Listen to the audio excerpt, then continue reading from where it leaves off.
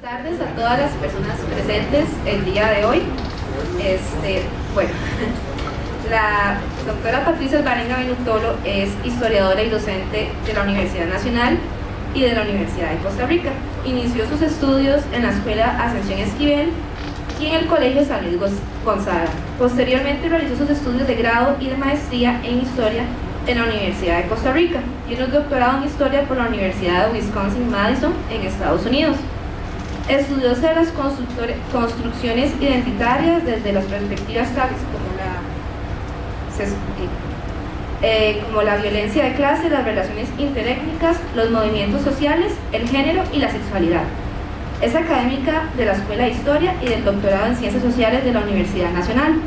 Fue directora del doctorado interdisciplinario en Letras y Artes en América Central y de la maestría en Historia Aplicada de dicha universidad. Recibió el Premio Nacional 2005 Aquileo Echeverría en la rama de Historia y el Premio de la Academia de Geografía e Historia Cleto González Víquez en el año 2005 y en el 2018. Además es Premio Ancora en la rama de Historia en el 2011 y 2012.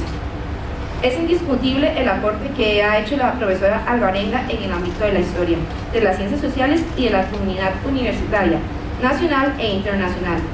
El cariño y la admiración y el respeto son sentimientos que se guardan en las memorias y corazones de todas las personas que hemos sido sus estudiantes y compañeros de trabajo. Gracias, profesora, por todas sus enseñanzas y aportes. Le deseamos muchos éxitos en su nueva etapa, ¿verdad?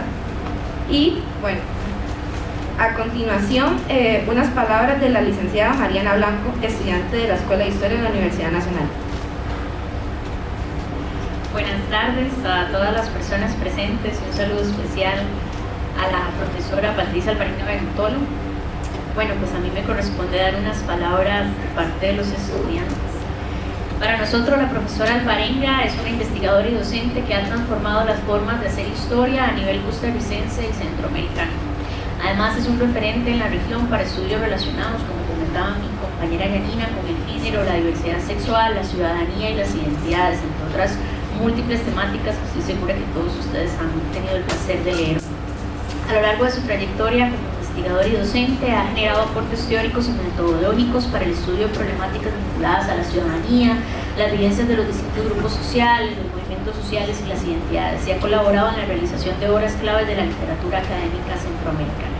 La profesora Alvarenga ha tenido un rol fundamental como docente de múltiples generaciones de estudiantes, quienes hemos tenido la dicha de aprender de sus experiencias y sus amplios conocimientos, así como de compartir procesos de aprendizaje que nos han marcado tanto como profesionales como personas. Para quienes hemos tenido este placer de compartir con la profesora Alvarenga, ya sea en sus clases, en sus conferencias o en los distintos espacios universitarios, sus enseñanzas han representado una parte fundamental de nuestro camino como estudiantes y profesionales. Sus clases fueron siempre espacios de aprendizajes, llenos de intercambios, de debates, de conocimientos y de la motivación de seguir cuestionándonos, repensándonos e investigando.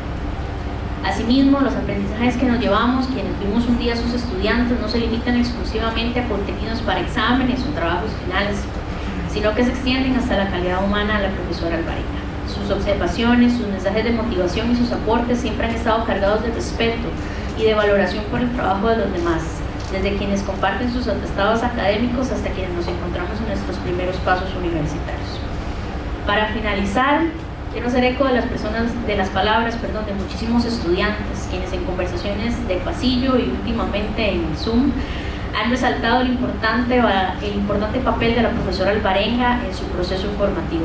Muchísimas gracias, profesora, por sus aportes, tanto académicos como personales, por cada uno de sus comentarios y sus observaciones, tanto en nuestros exámenes, que no eran sencillos, en las exposiciones o en nuestros trabajos finales de graduación, que nos tuvimos el placer de que ella fuera parte de ellos, hasta nuestro día a día. Cada uno de estos comentarios nos ha permitido crecer como profesionales y sobre todo como seres humanos, y nos ha motivado a continuar aprendiendo, cuestionando e investigando. Muchísimas gracias.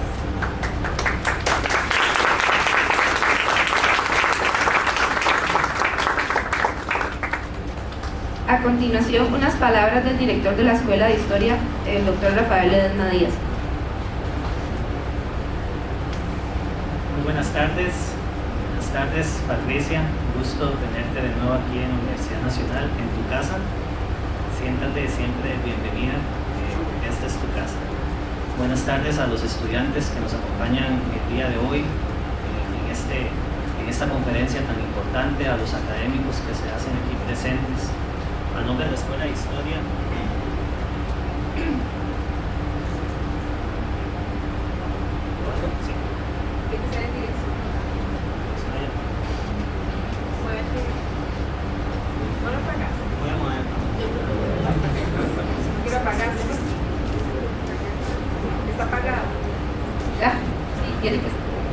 voy a acercarme por acá. A nombre de la Escuela de Historia, le quiero agradecer a Jessica Ramírez Achoy y a las estudiantes Janina, a Mariana, por haber gestionado que este espacio se habilite.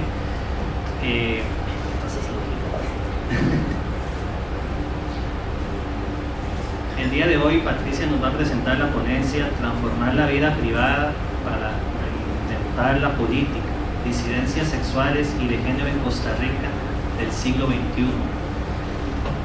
Un elemento que es importante de tomar en cuenta de la doctora Patricia Alvarenga es su amplia trayectoria como investigadora.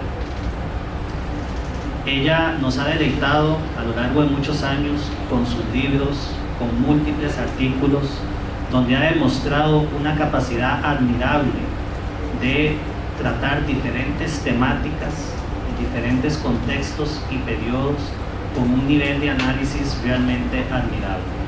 Me permito citar algunos de los libros que han formado parte, en el caso mío y de muchos de ustedes, de nuestra formación como historiadores. Participó en el libro Costa Rica en el siglo XVIII junto con la historiadora Elizabeth Fonseca y Juan Carlos Solórzano, donde vieron con mucho detalle una serie de procesos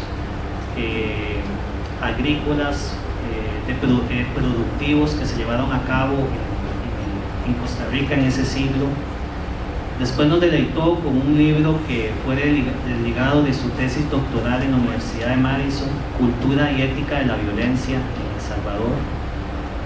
Un libro que es tal vez uno de los mejores libros que se han escrito sobre Centroamérica, que ha salido de Costa Rica, donde analizó la configuración de sistemas de dominación en un contexto de capitalización del agro en El Salvador.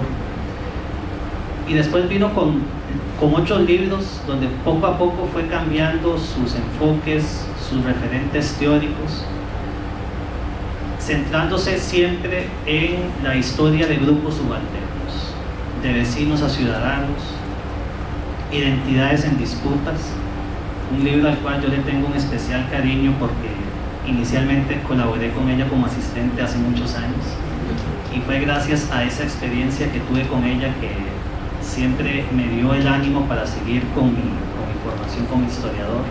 El libro de Cultura y Ética de la Violencia fue un referente importante para interesarme en temas centroamericanos. Yo estoy siempre y estaré siempre en deuda con Patricia por todas las enseñanzas. Y más recientemente el libro Miradas Tramposas, Visiones Antropológicas de Viajeros en Costa Rica, en Centroamérica.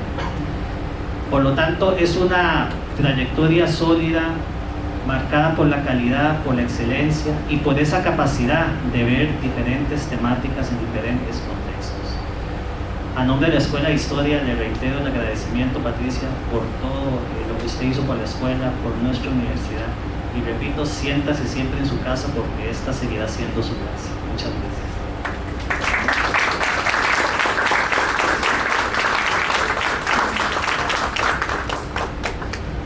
A continuación se proyectará un video que es un homenaje para la profesora, entonces. Historia de la doctora Patricia Alvarenga Venutolo.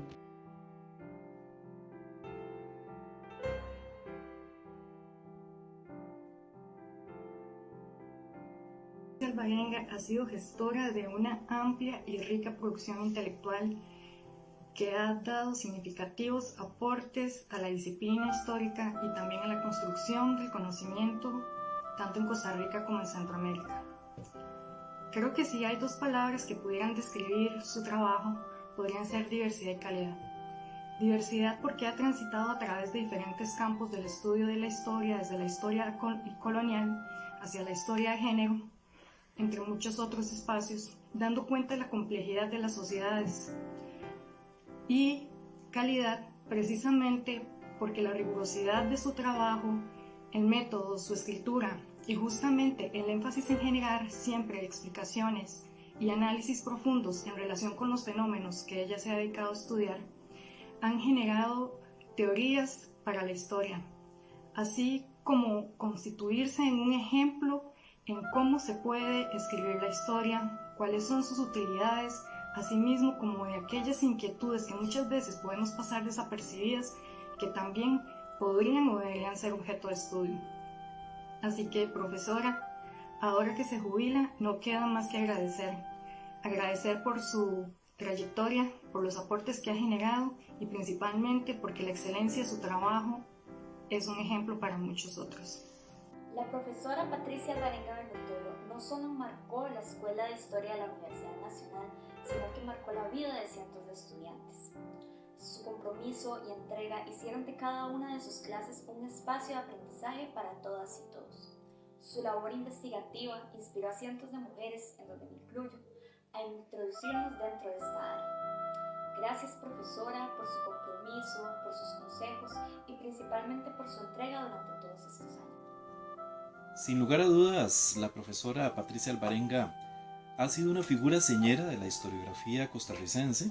La recuerdo desde que como estudiante leía sus trabajos sobre la historia económica del Valle Central durante el periodo colonial, hasta la época en que tuve el grato honor de poder compartir con ella como investigadores del programa de cultura política del CICLA, del que ambos formamos parte por bastante tiempo. Y aparte de esto, debo decir que la reconozco como una brillante investigadora de la historia de Costa Rica, pero aparte de ello como una maravillosa persona que tiene un carácter dulce y que es amable para con todas las personas. Además de eso, también es importante decir de ella que es una persona muy comprometida socialmente.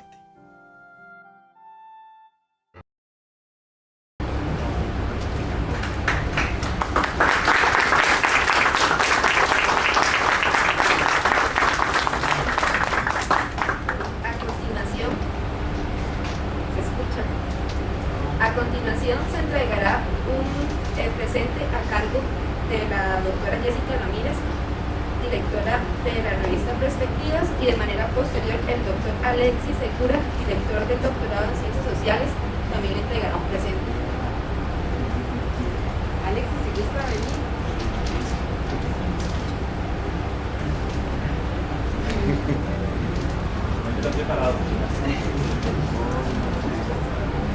Bueno, Patricia, creo que las palabras, ya se ha dicho todo. Muchísimas gracias, Patricia. Lo único que podemos decir, si me voy a poner aquí con Alexis, perdón por darle la espalda. Muchas gracias por todo, porque usted no se limitó a ser una investigadora, una docente, sino que creyó. Me uno a la lista de estudiantes. Yo sé que hoy estoy aquí, soy lo que soy por el impulso que usted me dio desde que estaba en la licenciatura, en el bachillerato, y pues bueno, de parte de los colegas de la Escuela de Historia, este es un presente para usted. Gracias.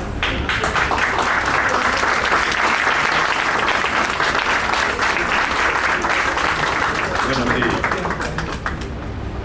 no es fácil hablar de doña Patricia, porque yo tengo varias historias con doña Patricia. Por ejemplo, una que a mí me marcó mucho, que fue mi tutora de mi tesis doctoral. Entonces, imagínense, ¿verdad? Lo que eso significó para mi vida. Después, por circunstancias de la vida, me volví coordinador del doctorado y entonces contamos con el valioso aporte de doña Patricia en el doctorado. Y gracias, doña Patricia, ¿verdad? A usted, ¿verdad? Tenemos muchos estudiantes doctorados graduados.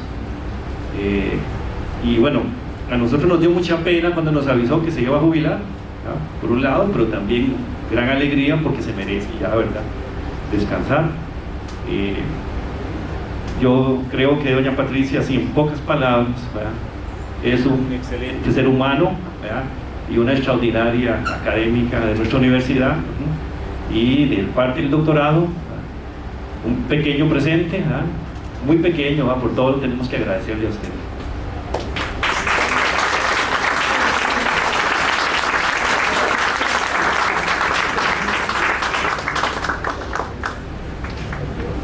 A continuación se invita al doctor Rafael Ledesma y a la licenciada Mariana Blanco a dejar la mesa principal para escuchar la conferencia de la doctora Patricia Alvarenga. La conferencia se titula Transformar la vida privada para reinventar la política, disidencias sexuales y de género en la Costa Rica del siglo XXI.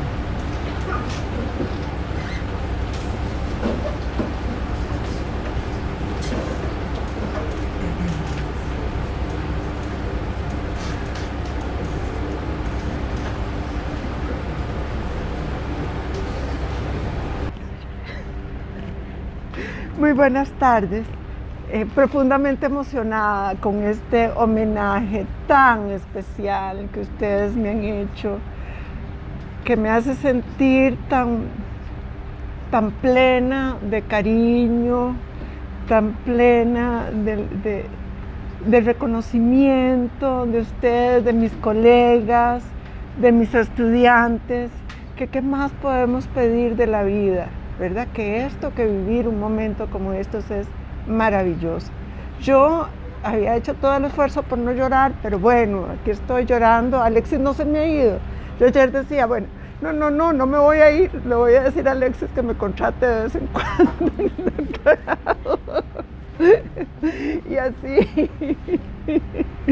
Y así ya no me voy a sentir como que esto es una despedida, ¿verdad? Sino que yo espero seguir cerca de ustedes, porque realmente que ya no funciona, no sirve. ¿Y si traemos otro? No. ¿Aló? Tal vez sí lo ponemos así.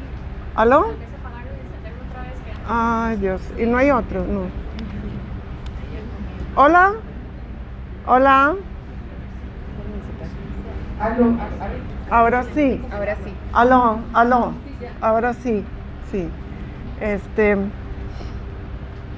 Sí, les decía que esto no es una despedida, que yo siempre quiero estar cerca de nuestra escuela, de nuestra facultad, del doctorado en ciencias sociales, que aprecio muchísimo estos espacios, porque en realidad estos espacios son una extensión de mi casa, una extensión importantísima, fundamental, no una extensión de mi vida, sino algo realmente fundamental de mi vida. Lo que yo soy como persona tiene mucho que ver con toda la experiencia que yo he tenido aquí en la Universidad Nacional y también, aunque en menor medida, en la Universidad de Costa Rica. Eso definitivamente ha marcado mi vida y ha llenado mi vida, junto con, mi relación personal con Miguel Ángel, que también me ha impulsado en gran medida a seguir adelante con mis estudios, con mis estudiantes. Bueno, qué maravilla estar aquí con ustedes. Muchas gracias por acompañarme. Y bueno, ahora les voy a hablar un poco de mi trabajo. El tema que propuse para hoy es un tema que traté en los últimos... Otra vez, que ya esto no... Vamos a cambiarle la batería. Ah, bueno, qué dicha.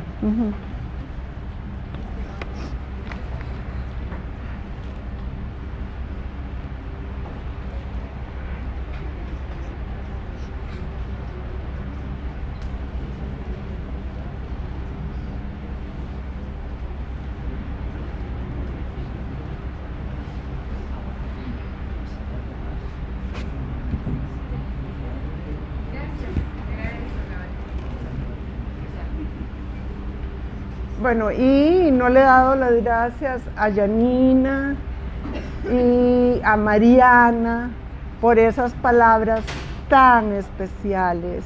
Y por supuesto a Rafael Ledesma, que estoy contentísima de que ahora sea director de la escuela. Bueno, y agradezco a Max también, gran amigo y gran colega, que hoy nos acompaña. Bueno, este tema es el tema que yo traté en los últimos años, es mi último producto de investigación en la Escuela de Historia. Yo estaba estudiando la mirada de los viajeros por Centroamérica y todas las significaciones de esa mirada, y de repente cambié el tema radicalmente y presenté un proyecto de investigación que se llama Identidades Sexuales y Nuevos Movimientos Sociales, un estudio desde la perspectiva político-cultural. ¿Por qué me involucré en esta investigación? Bueno, el 2018 es un parteaguas para muchas personas, ¿verdad?, que estamos aquí. O sea, fue las elecciones de 2018, sobre todo la elección en la primera ronda, significó muchísimo para nosotras y nos hizo reflexionar acerca de lo andado por los movimientos sociales. Ahí está Carlos Hernández. Hola, Carlos. Gracias. Por los movimientos, ¿no me escuchan todavía? Bueno, lo andado por los movimientos sociales en relación al feminismo, a las identidades de la diversidad sexual. Creímos que ya esos eran pasos firmes y que estaban en firmes y que no iba a haber una vuelta atrás. Pero ahí en el 2018 aprendimos que sí podía haber una vuelta atrás. Además, me impresionó mucho ver el papel de la disidencia sexual y de género en esas elecciones y la incidencia tan importante que tuvieron en el resultado electoral. Entonces, yo le debo a esa coyuntura mi interés por realizar esta investigación, que claro, que se nutre mucho de las investigaciones previas sobre las identidades de género que había hecho en años anteriores. Pero también algo que me atrajo muchísimo de estos movimientos de la disidencia sexual fue la lucha por ampliar un concepto clave, fundamental, que nos hereda el iluminismo, que es la libertad, ¿verdad? La libertad es un concepto muy potente, es un concepto polisémico que nos puede llevar en múltiples direcciones. Es un concepto abierto al horizonte. Los caminos que toma quienes defienden la libertad nos resultan a veces asombrosos, porque realmente no creíamos que podía existir ese camino. A mí me gusta mucho Ángel Gabilondo, hablando de Michel Foucault, cuando menciona la intransitividad de la libertad. O sea, la libertad no tiene objeto, no tiene sujeto, o sea, es algo que siempre se está construyendo en direcciones inéditas. Y eso me llamó mucho la atención, cómo se estaba ampliando y cómo se estaba construyendo ese discurso de la libertad por parte de la disidencia sexual. También quiero señalar que esta escogencia de este tema se ubica en un momento en que estos movimientos de la diversidad ya no son movimientos tan cerrados en sí, en su quehacer, en su quehacer político, ni en su quehacer académico. Estos movimientos se han nutrido mucho, y ahora lo vamos a ver, en la década de 2010, por lo que yo llamo heteros solidarios, ¿verdad? Entonces ha habido toda una ampliación del apoyo de estos sectores por quienes no formamos necesariamente parte de esa disidencia sexual, pero que sí hemos sentido que sus derechos están conectados con nuestros derechos. Y eso el conservadurismo nos lo ha hecho ver muy claramente, ¿verdad? Las luchas contra los gays, las luchas por curar a los gays y a las lesbianas están también vinculadas con las luchas por curar a estas enfermas de género, ¿verdad? Entonces, indudablemente que este acercamiento, digamos, como heterosolidaria, me considero una heterosolidaria, me incentivó a realizar esta investigación. Y fundamentalmente, bueno, volviendo al primer punto, el hecho de que nosotros creíamos que lo andado ya estaba en firme y de repente caímos en la cuenta de que no era así. Y caímos en la cuenta de que la libertad es un concepto precioso, pero también afortunada y desgraciadamente precario, ¿verdad? Podemos seguir adelante ampliándola, pero también existe el peligro de que en cualquier momento, con una confluencia de fuerzas determinadas, esta libertad pueda irse al traste. Pero también me movió en esta investigación, y esto está muy conectado con el título que le di a la investigación, el deseo de encontrar en esa pluralidad de la disidencia sexual nuevas formas de interacción humana. En esto insiste mucho Foucault. David Halperin explora mucho esta capacidad de los colectivos y las colectives, tendríamos que decir las colectivas de la disidencia, por generar nuevas formas culturales, nuevas dinámicas políticas.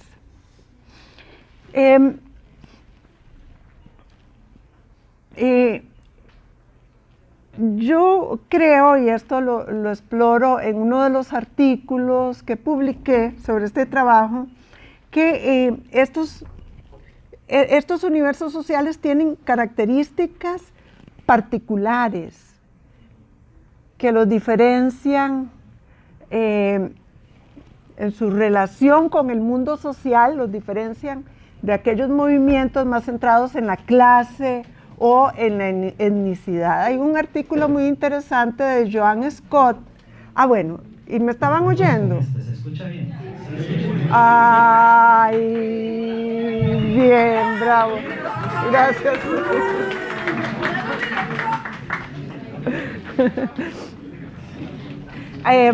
Bueno, hay un artículo de Joan Scott muy interesante donde ella explora el papel de la familia en la organización de los trabajadores. Y bueno, dice que la familia cumplió un papel importante, aunque queda invisibilizada, pero que a través de los lazos familiares, pues los obreros asignaron ciertas labores a los hijos, a la esposa, y estos así se incorporaron en estos movimientos sociales, aunque bueno, en forma subalterna, y ello contribuyó en buena medida a afianzar más bien la familia patriarcal. Algo parecido ocurre en los movimientos étnicos en general. Bueno, esto es en términos generales, puede haber momentos en que más bien la participación política genere crisis en la familia, pero eso no es generalizado. Pero en el mundo de la disidencia sexual, esto es muy distinto. Esto es muy distinto. Primero, porque la mayor parte de quienes forman esta comunidad viven en su familia una especie de ostracismo, y ese ostracismo se hace mayor cuando se asumen como tales, cuando se asumen en su identidad. Hay un término muy rico que a mí me encanta, de Homi Bhabha, que es unhomely. Unhomely, que no es homeless. Ustedes conocen el término homeless, bueno, es alguien que no tiene un lugar a donde vivir, ¿verdad? Que no tiene ese espacio físico donde vivir. Pero el unhomely es una persona que no tiene un espacio social, que carece del vínculo social, que vive en la anomia, que vive en el extrañamiento, que no tiene capacidad de comunicación con nosotros. Y yo creo que es un concepto muy útil para entender esa vivencia de la disidencia sexual y de género en la familia, en la escuela, en el trabajo, etcétera. Aunque hoy esto ha venido cambiando y eso lo vamos a ver un poquito más adelante.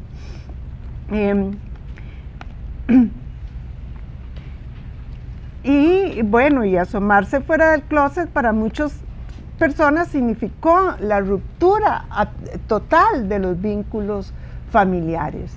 Mientras estaban en el closet, bueno, lo que experimentaron fue que en la familia no se podía hablar de lo que eran, porque cuando se hablaba de eso, más bien el sentimiento de soledad se incrementaba, ¿verdad? Se hacía mayor, y el sentimiento de aislamiento. Y asomarse fuera del closet, como lo decía, significó para muchas personas, para la mayoría, la ruptura de vínculos familiares.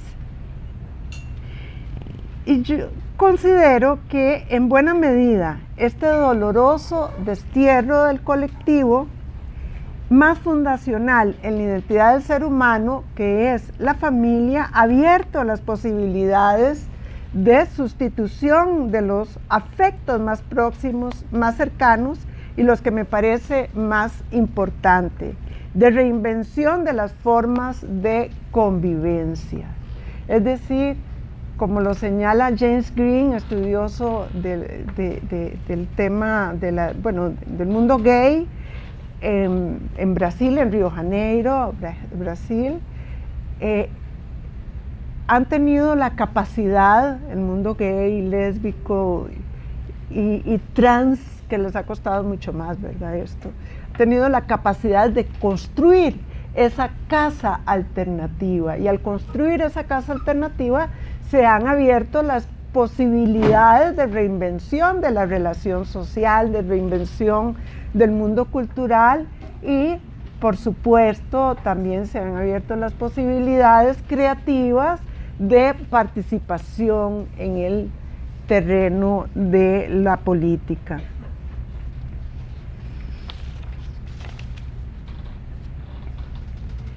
Bueno, pero ¿dónde han construido esa casa alternativa? En realidad ha sido muy significativo, y no solo en Costa Rica, sino que yo creo, en el llamado mundo occidental, el papel de los bares en la invención de las comunidades, en la creación de las comunidades de la disidencia ha sido clarísimo, ¿verdad? En la década de 1980, cuando hubo una persecución muy fuerte en contra de gays y lesbianas, esa persecución se dio ¿dónde? En los bares donde ellos se reunían.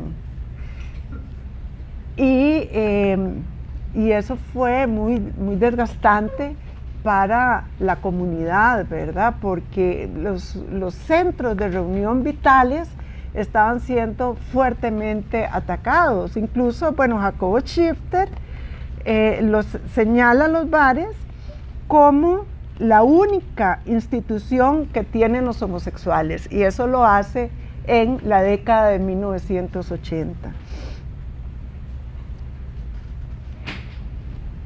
Los bares constituyen un lugar donde se podía hacer, pues abrieron el espacio para la experimentación de nuevas expresiones corporales y formas de enunciación que van sedimentando una comunidad capaz de construir códigos culturales propios.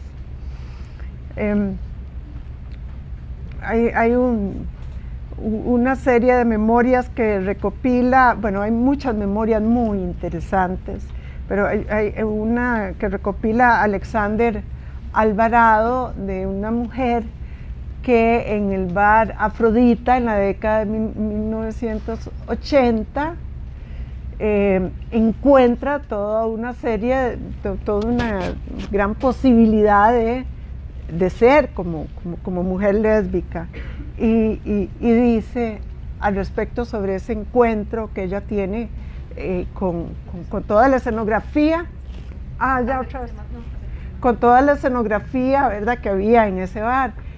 Yo ahora me doy cuenta, siento que crecí en un mundo al revés, que he vivido siempre en un mundo al revés, y por primera vez veo el mundo al derecho estando aquí. Esta plasticidad en la creación de tales casas alternativas de que habla Green condujo a la invención de nuevos lenguajes, de nuevas colectividades y a la adopción de innovadoras estrategias de lucha. Autores como David Halperin se han tomado muy seriamente esa propuesta de Foucault de que colectividades como estas podrían conducir a la creación de nuevas formas de vida, de nuevas, ahora sí, de nuevas maneras de estar juntos.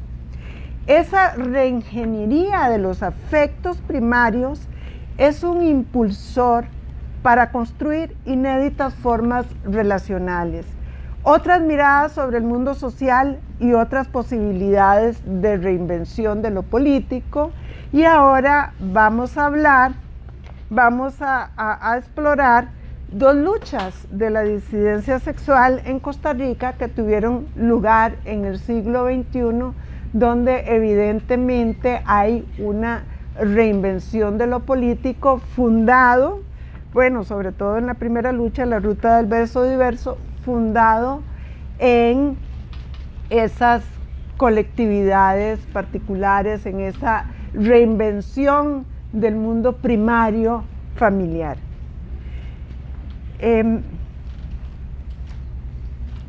Ustedes saben lo que fue la ruta del verso diverso. Fue una movilización en el que dos mujeres que fueron expulsadas de una chicharronera que está ubicada ahí cerca de la Biblioteca Nacional, yo no sé si todavía existe, que se llama Chicharronera Rancho Alegre, que fueron Marisa Victoria y Paulina Torres. Yo entrevisté a la segunda, Paulina Torres.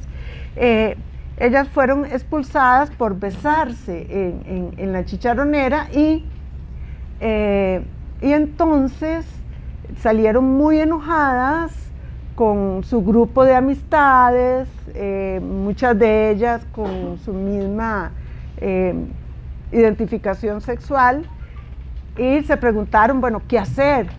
¿Qué hacer? Primero dijeron, bueno, ¿qué hacemos? ¿Tiramos piedras? ¿Qué hacemos? ¿Los insultamos? Y después alguien dijo, no, démonos besos. Y entonces ahí se inventó la ruta del verso diverso, ¿verdad? En 1990, aquí me devuelvo a 1990, o sea, pensar en eso, ¿verdad? Que las mujeres salgan a la calle a darse besos entre ellas era una cosa inaudita. Todavía lo era en ese tiempo, estamos hablando del 2007, ¿verdad? Pero más en la década de los 90, las décadas de los 80 y los 90 son terriblemente represivas. En 1990, las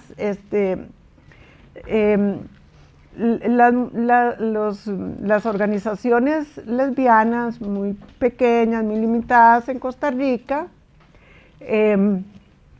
decidieron, bueno, apoyar a la organización de un evento que era sobre feminismo y lesbianismo en América Latina y el Caribe y ofrecer que esto se llevara a cabo en Costa Rica. Bueno, y eso fue terrible. Fueron perseguidas por la iglesia, por los medios de comunicación.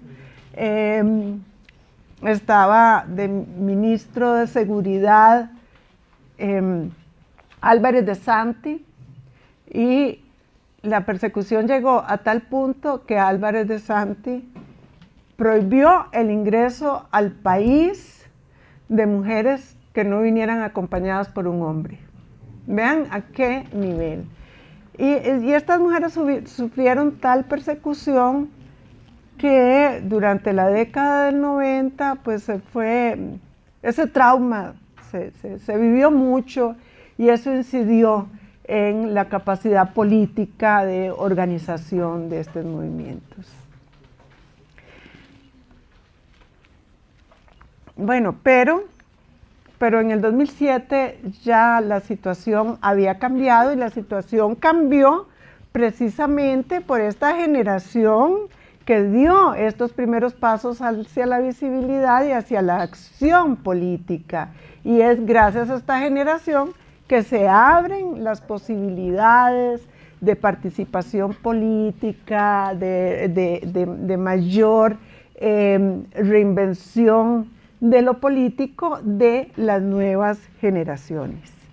Bueno, entonces, volviendo a esta a la ruta del beso diverso, una de sus primeras activistas, Margarita Salas Guzmán, señala que esta forma de protesta tenía que ver con decir: nuestros afectos son legítimos, nuestra existencia es legítima.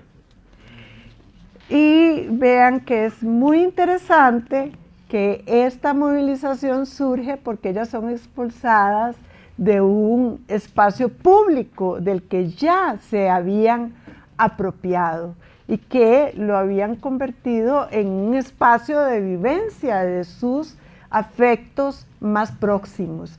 Entonces es el dolor profundo de la expulsión, es volver a vivir la expulsión familiar, ¿verdad? Prácticamente, vivir la expulsión de ese lugar que ya había sido fuertemente apropiado por ellas.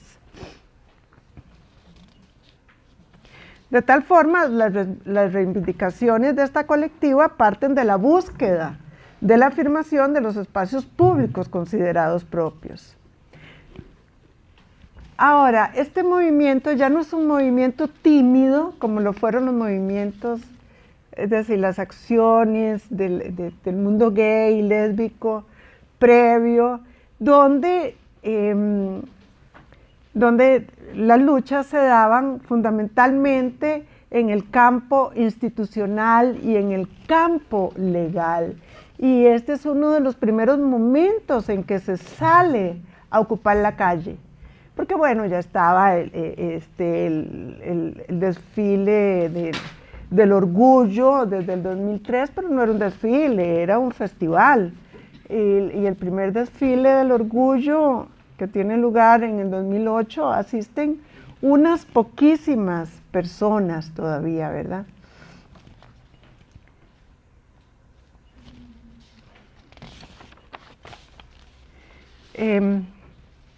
Este es un movimiento también que tiene la característica que donde sus participantes no actúan a la defensiva, sino más bien se afirma con una fuerza discursiva inédita. Ellas no solicitan la aceptación como una concesión graciosa, ¿verdad? No van a pedir permiso a la sociedad hegemónica. Es muy interesante cómo ellas utilizan un concepto como el de la abyección. Bueno, están pasando, esta es la marcha de la diversidad es que ya no vi cómo quedaron las, pero bueno, ahora las podemos ver. Creo que esta es la marcha del 2019, ¿verdad? En la que participaron, según La Nación, medio millón de personas. Y creo que eso expresa el apoyo de sectores importantes de la sociedad que no pertenecen a los colectivos de la disidencia sexual. La abyección es muy explorada por Halperin en relación con la disidencia sexual.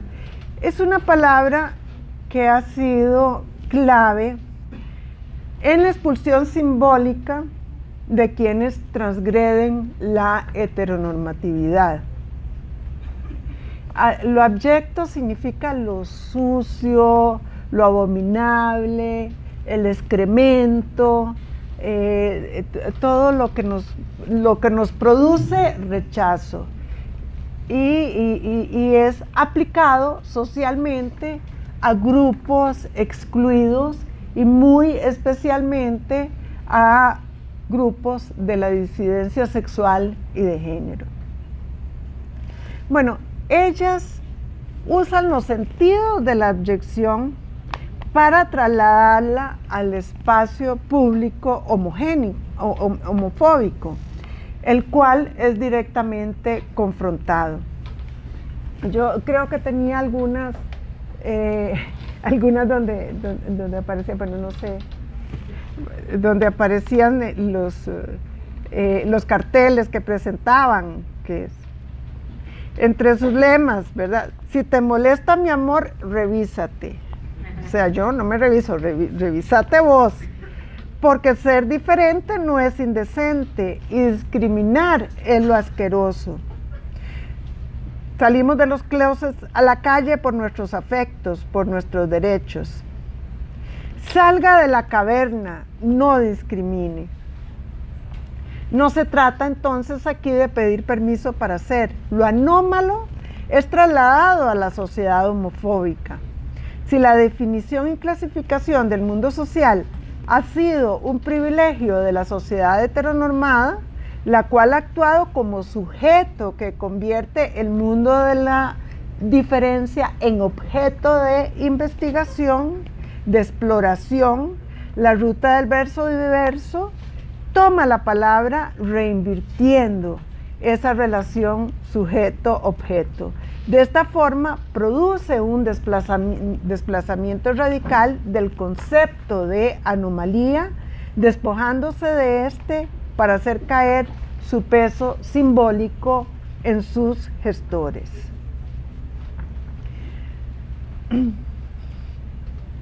Esto me gustó mucho y lo elaboré muy en diálogo con trabajos de David Halperin acerca de estas estrategias de desplazamiento que en otras latitudes, en otros lugares, ha venido utilizando la comunidad LGBTIQ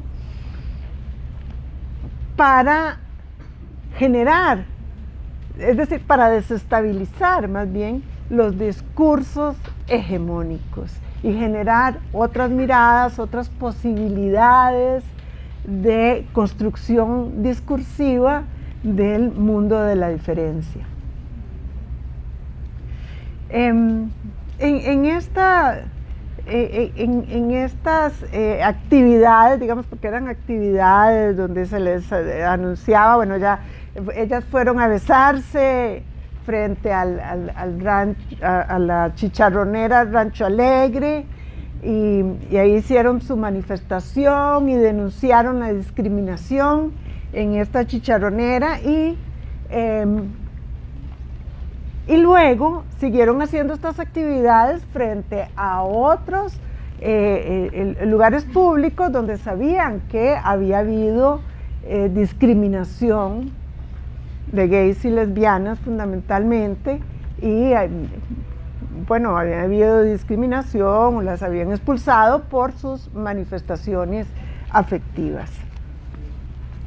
Y en estas actividades es muy interesante, esto me lo contó Paulina Torres, la participación de mujeres y hombres heteros, que incluso no tuvieron ningún problema en besar a gente de su mismo sexo, aunque no eran ni homos ni lesbianas, ¿verdad?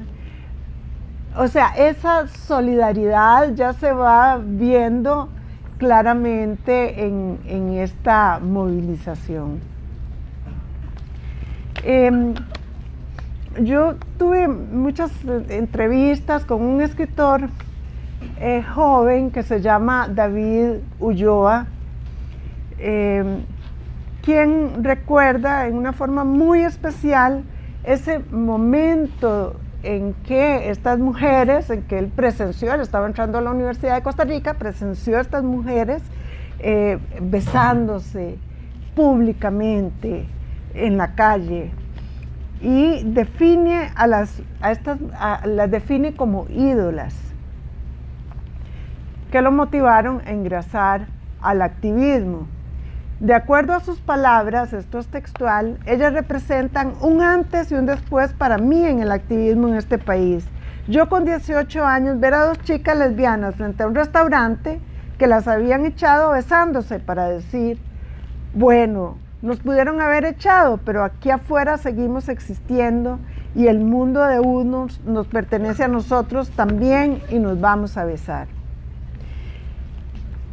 Esta poderosa imagen de dos mujeres besándose, una muestra afectiva que desafía a la sociedad patriarcal heteronormada en sus profundos cimientos, movió a Ulloa a dar ese paso trascendental en su vida, integrando su subjetividad erótica a su vida pública.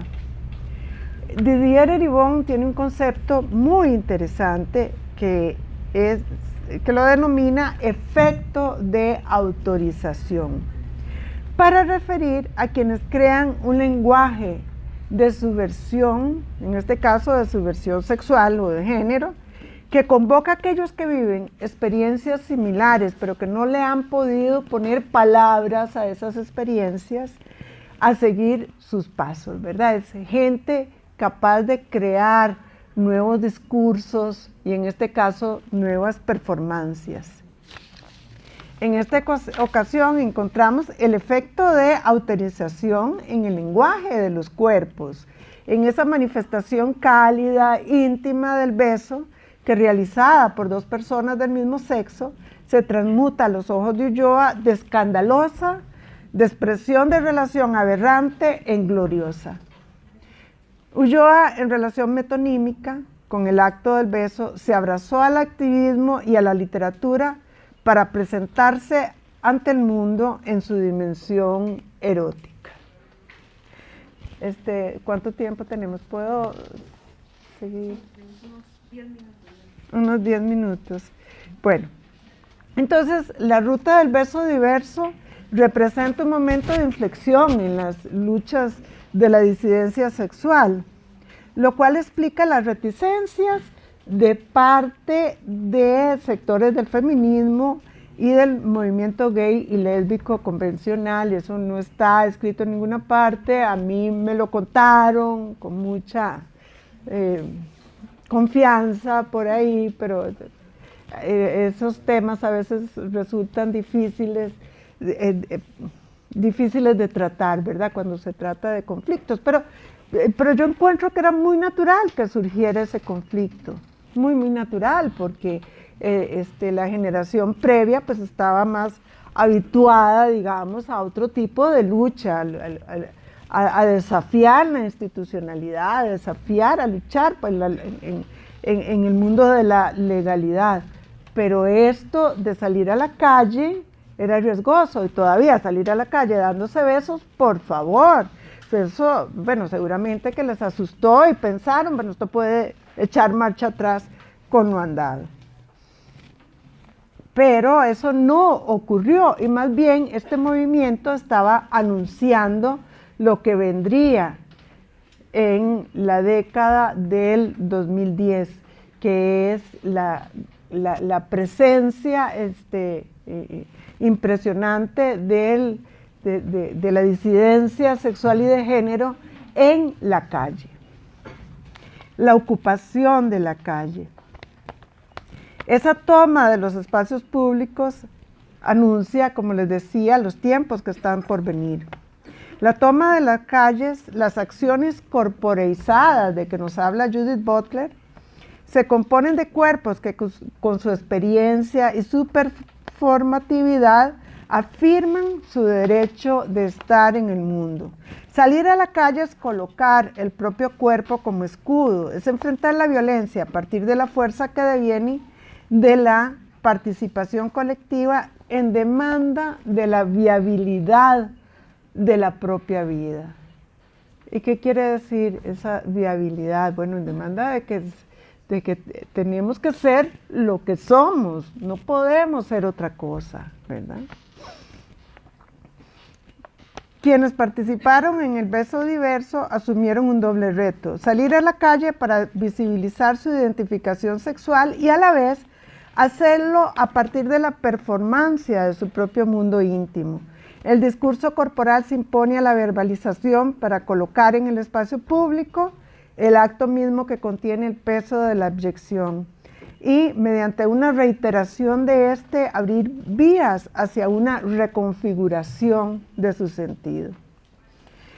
Bueno, de ahí, de la ruta del beso diverso, pasamos al movimiento Invisibles. Voy a tratar de resumirlo. Donde David Ulloa participó como activista y nos contó toda su experiencia, de lo cual no voy a hablar mucho. El movimiento Invisible surge cuando el diputado Justo Orozco, que era presidente de la Comisión de Derechos Humanos de la Asamblea Legislativa, hizo una manifestación genial por los efectos que tuvo, pero él lo hizo desde la ignorancia, ¿verdad? Refiriéndose a las luchas por los derechos del mundo de la diversidad, dijo: no los veo, no los reconozco, por eso no discrimino. Esto generó un movimiento impresionante. Múltiples organizaciones se unieron para llevar adelante este movimiento, que fue el primer movimiento masivo, realmente masivo. Ahí participaron miles de personas en la manifestación que hubo en las calles. Y también hubo una participación muy importante de diversos sectores de la sociedad civil, pero no me voy a referir a esto por falta de tiempo, más bien me voy a concentrar en la metáfora de la invisibilización, porque lo que estaba llamando Justo Orozco era a invisibilizarse, ¿verdad? Primero, esta metáfora de la invisibilización es ampliamente explorada en el mundo de las ciencias sociales, ¿verdad? Si ustedes la conocen, se habla mucho de la invisibilización de los sectores pobres, marginales, la invisibilización de la gente marginal que vive en las costas, de la invisibilización de la negritud en los discursos oficiales, la invisibilización del mundo indígena, etcétera. O sea, es una metáfora que da para muchísimo. Y al utilizar esa metáfora, invisibles, y llamarse invisibles, sirvió en gran medida para convocar a múltiples sectores que podrían considerarse invisibilizados por la sociedad hegemónica. Pero lo más fuerte de esta convocatoria de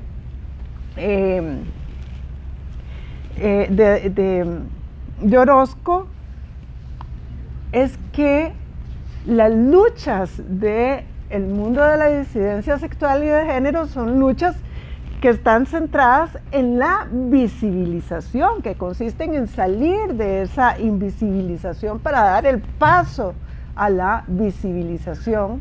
Y entonces esto fue sentido como un llamamiento a que tenían que regresar al closet.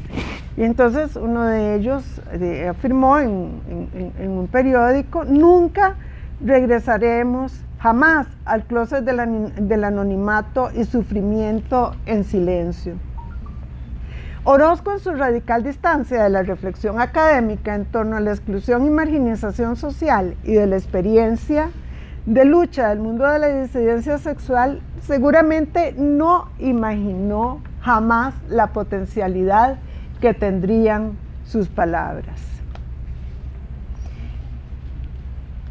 Este imaginario de la invisibilización permitió conectar diversos espacios de la subalternidad en los términos planteados por Ernesto Laclau y Chantal Mouffe, cuando refieren a la posibilidad de radicalizar la democracia mediante la construcción de cadenas de equivalencia entre grupos heterogéneos organizados políticamente.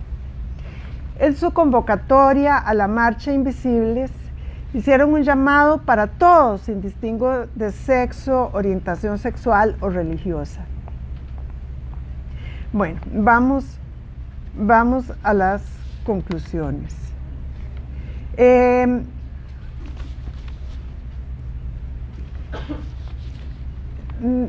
Nada más como conclusiones, bueno, rápidamente.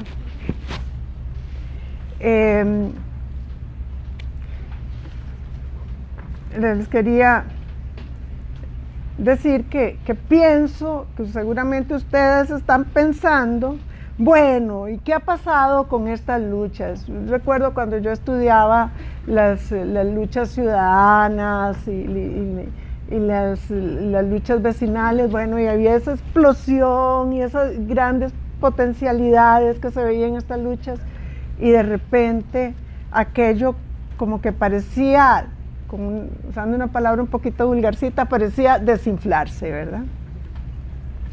¿Y qué ha pasado con estas luchas? Cuando hoy, por ejemplo, caímos en manos de poderes conservadores, sin que el mundo de la disidencia sexual tuviera, como en el 2018, el protagonismo político que impidió el ascenso de Fabricio Alvarado. Yo no voy a entrar a analizar qué pasó con la disidencia sexual y de género en este contexto. Ese es un tema fuerte para investigar, ¿verdad? Sin embargo, lo que quiero recalcar es que aquí hay una experiencia, una memoria, una sinergia que puede revitalizarse en cualquier momento y que en nuevas coyunturas permitirá presenciar nuevas oleadas de rebeldía colectiva en las luchas identitarias e incluso podríamos decir posidentitarias, porque estas nuevas generaciones pues tienen pues una intelectualidad que está rompiendo fuertemente con estas ideas de las identidades. Bueno, en torno a este último tema, siguiendo a Atilio Rubino, me pareció muy iluminador cuando lo encontré. Consideramos que la disidencia es un proceso histórico que se moviliza entre la subversión y la aceptación al sistema. Es decir, no podemos ver, primero, yo creo que no podemos decir, bueno, aquí hay subversión plena y aquí hay aceptación plena, sumisión plena al sistema, sino que siempre siempre esto es muy complejo, ¿verdad? Entonces, hay espacios de subversión también combinados con espacios de sumisión, pero hay momentos en que la subversión predomina sobre la aceptación y adaptación, y otros en los que ocurre lo inverso. Y lo que plantea Rubino, que lo hace basándose en Deleuze y Guattari, es que esta tensión, disidencia, normalización, como fuga, axiomatización, como desterritorialización, reterritorialización, que es el lenguaje de Deleuze y Guattari, esta es parte cosustancial de la historia. Esta visión quiebra esa dicotomía que les decía, normalización, resistencia, para asumir una perspectiva en la que más bien se impone un diálogo entre una y otra. En fin, el juego entre la disidencia y la adaptación al orden es cosustancial de las relaciones de poder existentes en el mundo contemporáneo, y de este juego no escapan ni siquiera las más radicales propuestas de subversión. Sin duda, el matrimonio igualitario se encuentra en la ruta de la normalización del mundo LGBTIQ+, pero la ampliación de los espacios intelectuales de reflexión sobre las subjetividades homoeróticas y trans ha permitido que las nuevas generaciones busquen posicionarse en la vida pública, asumirse frente al mundo social como sujetos de plenos derechos y atreverse a desafiar no solo la heteronormatividad obligatoria, sino las mismas identidades de la disidencia sexual. Bueno, y aquí termino ya para no pensar en decir más. Bueno.